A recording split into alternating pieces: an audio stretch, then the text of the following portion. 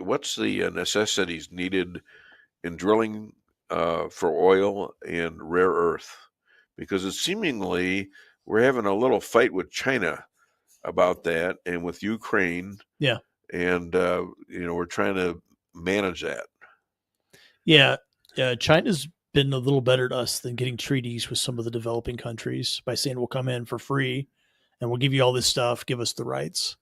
So it's a space to compete with China and Africa for the rare earth minerals, and Central America, and then even like the Arctic nations for oil rights and transportation rights, stuff like that. Um, I think that in America, we want to make the permit process so it's doable, like to build refineries, stuff like that. We haven't done those things because there's so many choke points in energy production. So loosening up those choke points, energy production is good in America.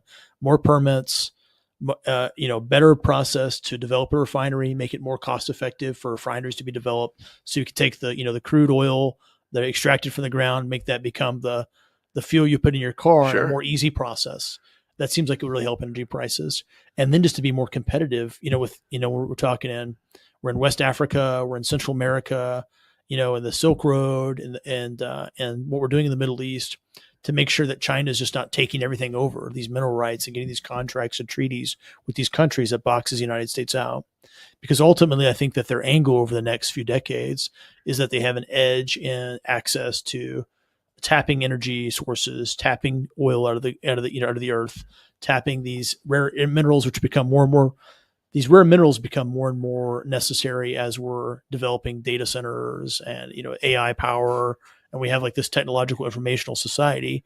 There are these finite components in these electronic things that only exist. There's only so, like in this motherboard here and that laptop there and your smartphone. There are these finite components, right? There's only so many of them. Sure. So accessing those things for industrial manufacturing is important too.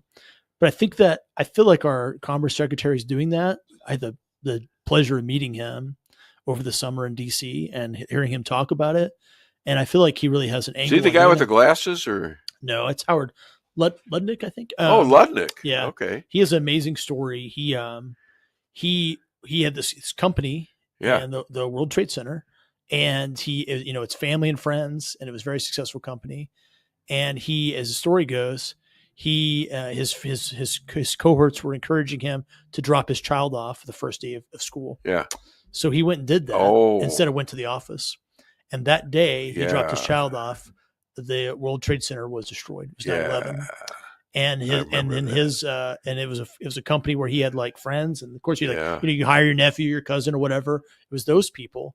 It was very family, close knit firm, and they were killed at 9/11. And he's close with the president. Yeah. And the president tapped him to be the Commerce Secretary, and he has a very pro-America attitude. And he's working on deals with countries, tariffs and stuff like that. It was great to hear him talk about how he's dealing with Xi Jinping in China, about how there are certain things that they only make in China that we need, but there are certain things in the United States that we only make here that China needs. Yeah. Like aircraft parts. Exactly. And so if they want to squeeze us. That's the control in this situation, right? They want to squeeze us here, we'll squeeze them there. Or they want to let up, we'll let up. Yeah. And that seems like a better way to play it than trusting something like the World Trade Organization.